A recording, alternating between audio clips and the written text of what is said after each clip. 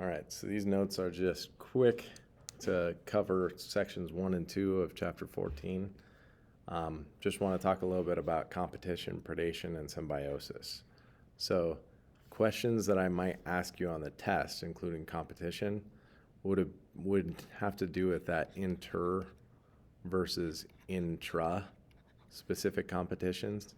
So I just want to make sure you guys know that if it says inter-specific, inter, it means that they're different species that are competing. So when the hyena is chasing off the vulture, that's inter-specific. Versus intra, if you got two squirrels, right, going for that pile of acorns, that would be intra. So as long as it's same species, it's intra. If it's inter-specific, it's different species. Predation and symbiosis, the big connection there is a question in your packet about predation versus parasitism and how they're similar and how they're different.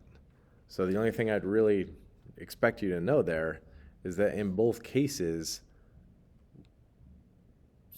some organism in that relationship is harmed, right?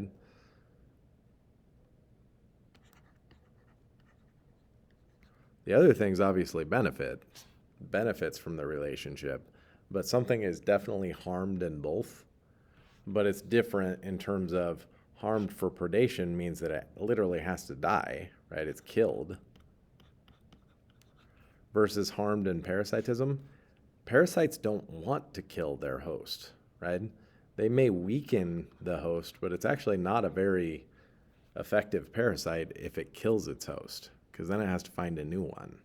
So I want you to know how those things are alike and how they're different. You probably already did that in the packet, but just in case you didn't, that's what you need. Otherwise, all relationships from this section can lead to evolution of some kind.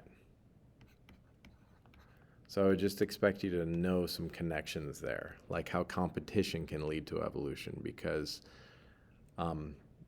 there's those advantages, those adaptations that we talk about, right? You got a longer neck and you can reach the food up in the trees, then the giraffe survives, and its relative that didn't have a long neck doesn't survive, right?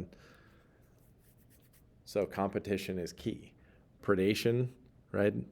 Predator prey, you got that camouflage adaptation. They hide from each other, right? Maybe they protect themselves by getting a shell like a turtle, right?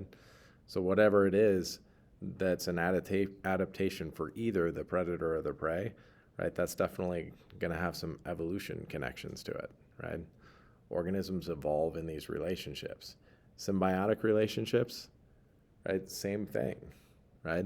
When you had the snapdragon and a bumblebee has just the right weight to open up the flower of a snapdragon, whereas other parasitic insects can't get in there, right? And they've developed that mutualistic relationship, right? The bumblebee and that flower, those snapdragons, for a reason, right?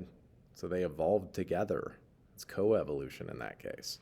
So just know some examples of how any of these relationships could lead to evolution, and you should be good. So that's sections 1 and 2.